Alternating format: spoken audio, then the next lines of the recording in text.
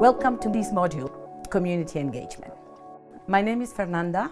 I work in the World Health Emergencies Department in World Health Organization on social science interventions, community engagement, and risk communications. By the end of this module, participants should be able to describe at least 3 reasons why responders need to engage communities during an outbreak, list challenges faced in community engagement, and describe approaches for effective community engagement in detecting, preventing, and responding to an outbreak.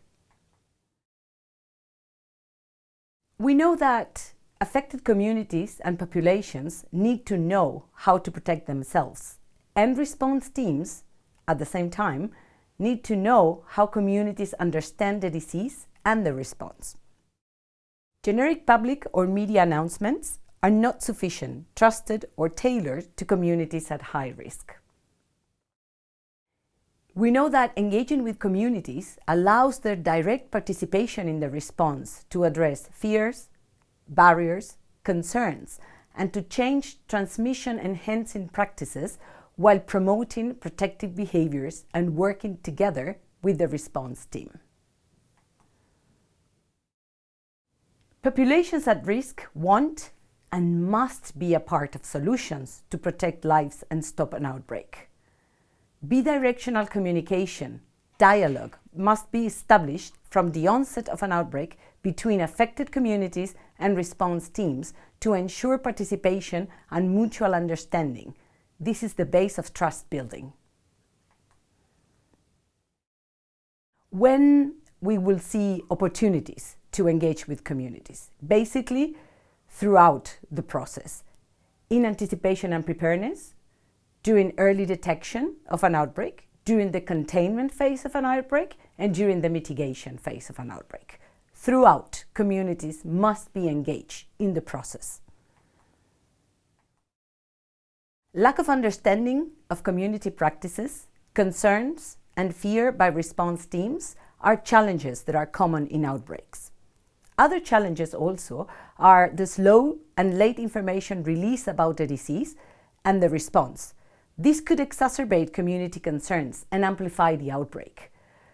Lack of information and awareness on protection measures can aggravate the spread of the disease. Starting implementation of measures without the agreement of communities impacts the acceptance of the response. If people don't know what is going to happen, they will not accept what is going to happen, right? Late and no action taken to stop rumors can lead to misunderstandings and impacts trust in the health authorities and promotes dangerous behaviors. Other challenges that we have during outbreaks are, for example, the problems we have with the nosocomial transmission. These can be amplifiers of the outbreak because there's no proper information and awareness about the virus at hospital level. Healthcare workers are not well informed, are taken by surprise, and they fail to apply appropriate infection prevention and control measures. And this is a real challenge. Another challenge are, I would say, challenge because certain cultural practices related to caregiving and healthcare seeking behavior may make it difficult to control the outbreak. For example, some cultures might demand relatives to accompany and visit sick family members when in hospital. Some people may go to many different hospitals or many different caretakers while sick before they decide where to seek care in the proper place, like say the professional care system. This is called sometimes doctor or hospital shopping. As you can see, this may enhance transmission as people are moving around if they are sick, transmitting the virus, in different places. There is a way to strategize, a way to tackle this community engagement during an outbreak. So we can strategize, we have to define the engagement during an outbreak. So first, what we need to do is to assess the contextual qualitative information. We have to understand what is going on at community level in the context before we decide how we're going to intervene. After we get this information, we have to define an engagement and communication strategy with the key people identified in the assessment. Once we define this strategy, and we of course identify what resources we will need to implement this strategy, we will go and implement the activities defined in the strategy. Then we need to monitor this strategy. This is very important to understand if what we decided to do has a positive impact in relation to outbreak control. And if it doesn't, during the monitoring process, we will be able to modify and adjust according to needs. One of the first and most important things we need to do is to identify these key people we mentioned before. The key stakeholders can be, for example, government, official and spokespersons, healthcare practitioners, media and social media influencers, women as main caregivers at home, business and employers, general public from where patients are being reported, workers in healthcare settings, travel and trade sectors workers, and people using the travel sector, of course. Local government and civil society, women and youth associations, and religious and community influencers. All these groups are very important to be identified because we will need to define a strategy for each group to make sure all key groups are being addressed and we can outreach to them and listen to what their concerns are. How can we assess the context? For example, we can consult local colleagues and stakeholders, wherever we are, local people from the place where we are working, people that know and understand the needs, the concerns, the fears, as well as the strengths and capacities at community level. Always, we need to look at both sides of the coin. We look at the problems and concerns, but we also look at the potential and the capacities, positives and negatives. We can put it like that. We need to review existing literature, CAP surveys, that is knowledge, attitude and practices surveys that already exist, ethnographies, political science analysis to understand power dynamics in the region and in the area where you're going to be working. We can apply social science methodologies, very quick and very simplified, community walkthroughs, just to observe by participant observation what is going on in the place we're going to be working, focus group discussions, and interviews with key people. We also need to explore what are the preferred communication means of different communities and different groups. Literacy levels, for example, is very important to be taken into account because when you have a low literacy level, you will move into more media and audio production of materials to be able to reach these audiences.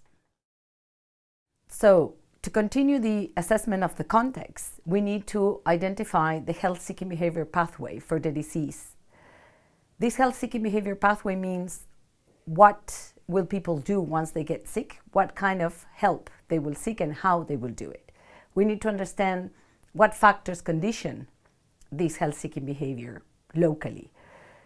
We identify sociocultural factors that define this or affect this health-seeking behavior pathway, and these include explanatory models, which means how people understand the disease, how people understand the origin or etiology of the disease, the localized gender vision, and the power dynamics. We also identify economic factors that condition the pathway. For example, if people need to pay for the services, would they have the money available or not to be able to access these services? Practical factors, for example, if we are in a rainy season and then the access is difficult to the hospital or clinic, this will condition the health-seeking behavior, of course. Also, if there's a conflict and it's not safe to go walking around, then people will think twice before going to seek for care in a hospital. We also have what we call empirical factors that can condition this health-seeking behavior.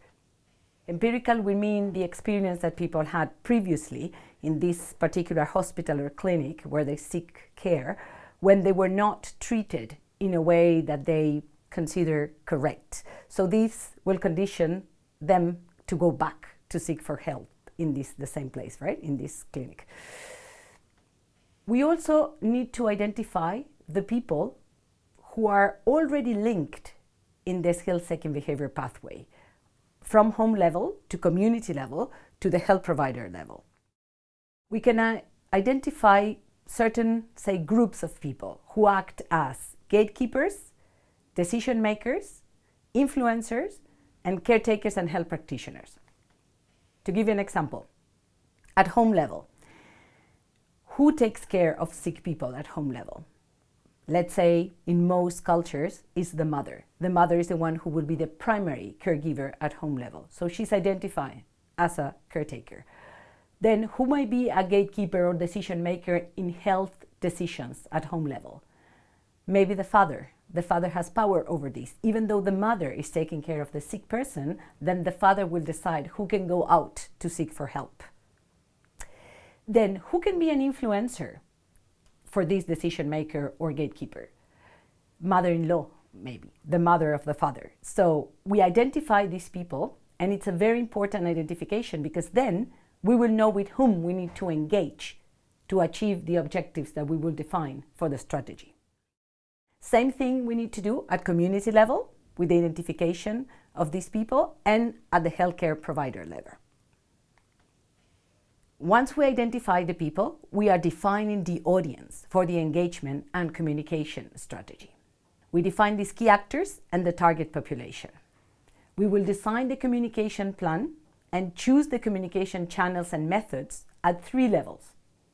Mass media, that includes social media, leaders and key people, and interpersonal communication. We're going to develop engagement narratives. What are the engagement narratives? Engagement narratives are composed of, on one side, what is the biomedical message, meaning what are the key information or the advice that is being provided from the professional sector to the communities. But we will combine that with the information that we assess at community level, understanding how people perceive the disease, how people name the disease, what are the worries that people have. So by combining these 2 sets of knowledge, we will prepare these narratives to give responses with biomedical information to the questions that arise at community level. After that, we will develop IEC materials and tools together with the end user groups. We will test the materials before using to make sure that this is meaningful to them and that also transmits the information that we, in the biomedical sense, want them to receive.